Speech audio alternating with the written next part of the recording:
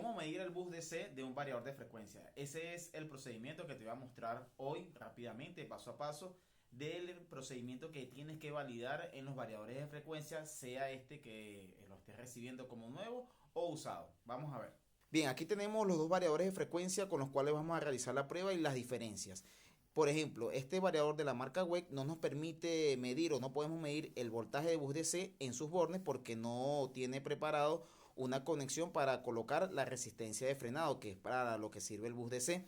En cambio, este variador de la marca Schneider Electric sí tiene conexiones para colocar una resistencia de frenado si nuestra aplicación lo amerita, y por ende podemos medir el voltaje del bus DC con un tester o también directamente verlo en el display, ¿sí? Pero en este caso vamos a realizar la visualización del voltaje de este variador de frecuencia directamente desde su display. Recordemos que el voltaje del bus DC es igual a raíz de 2 por voltaje de alimentación. Vamos a validar ese resultado en nuestros variadores de frecuencia ahora. Bien, como siempre te recomiendo, antes de manipular cualquier equipo, debemos descargar su manual y verificar todo su funcionamiento. Por ejemplo, fíjate, el parámetro 004 nos dice tensión del link DC. Podemos ver que en el rango de valores nos dice que este va desde 0 a 828 voltios y es un parámetro únicamente de lectura. Bien. Entonces nosotros vamos a validar en nuestro variador de frecuencia, de acuerdo a la fórmula que nos dice raíz de 2 por voltaje de alimentación, entonces sería raíz de 2 por 220 voltios, que es el voltaje de alimentación de este variador de frecuencia. Bien, aquí ya alimentamos nuestro variador de frecuencia de la marca WEC y ahora nos vamos a dirigir al parámetro 004. Con la letra P subimos hacia el parámetro 004, ingresamos y fíjate que nos da 324 voltios. Si nosotros multiplicamos raíz de 2 por 220, vamos a ver que nos da un resultado de 311, lo cual es totalmente correcto, ya que el variador nos está mostrando aquí que está en 320 voltios. Y así hemos validado el bus DC de este variador de frecuencia. Vamos a ver ahora cómo realizarlo en otro variador. Bien, con nuestro variador de frecuencia de la marca Schneider Electric vamos a realizar el mismo procedimiento. Fíjate que aquí en el manual nos está indicando que el parámetro ULN nos dice la tensión de REC, ¿sí? En voltaje, y fíjate que nos indica tensión de REC desde el punto de vista del bus DC con el motor en funcionamiento o detenido. Obviamente este variador de frecuencia también nos da el resultado si lo energizamos, pero si queremos validar esto desde la medición de los diodos en lo que es la entrada y en la salida, debemos dejar el variador de frecuencia desenergizado, porque si lo hacemos con tensión o después de muy poco tiempo de haberlo energizado, podemos realizar daños o podemos dañar el variador de frecuencia. Entonces lo vamos a realizar totalmente en frío sin haber energizado el variador. Bien, aquí tenemos ya nuestro variador de frecuencia. Fíjense que en la parte superior para este variador es la alimentación. No sé si se logra ver allí con detenimiento la letra R, ¿sí?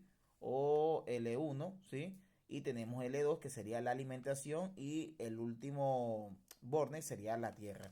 Y si validamos los bornes de aquí abajo, fíjense que tu variador tiene que tener la conexión para la resistencia de frenado para medir el bus DC. Fíjate que nos dice PA, PC, U, VW, que serían las conexiones para el motor trifásico. Ok, entonces, ¿cómo vamos a realizar esta medición? Vamos a ver brevemente. Bien, yo tengo aquí mi tester, ok, y este tiene que tener sí o sí para medir los diodos la lectura o la oposición de diodos, ok.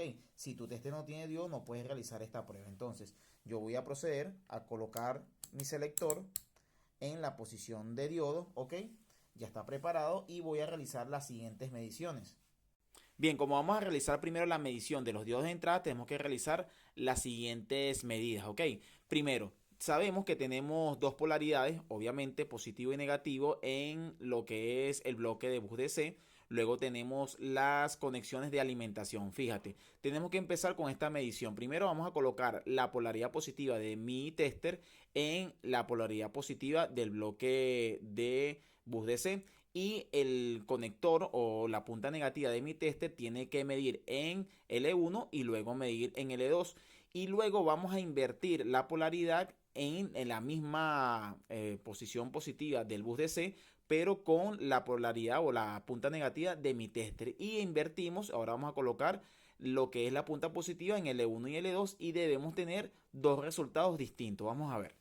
Bien, aquí yo voy a colocar mi punta positiva en la polaridad positiva de mi bus DC, y la punta negativa tiene que desplazarse por L1, L2 y tierra. Obviamente tierra no nos va a medir, ¿sí? Entonces yo voy a colocar, fíjate, en una medición tiene que darte totalmente abierto, o también las bibliografías te van a decir que dos mediciones o tres mediciones, si la entrada fuera trifásica, tiene que ser igual en un sentido y distinta en el otro sentido. Vamos a ver aquí, fíjate, no mide nada. Voy a pasar la L2, fíjate, tampoco mide nada. Ok, ahora voy a invertir mi polaridad, voy a colocar la punta negativa, perdón, del tester en la positiva del bus DC, y fíjate que allí ya me está midiendo, ok, 0,5 y 0,5 en L2, L1 y L2. Obviamente la tierra no va a medir.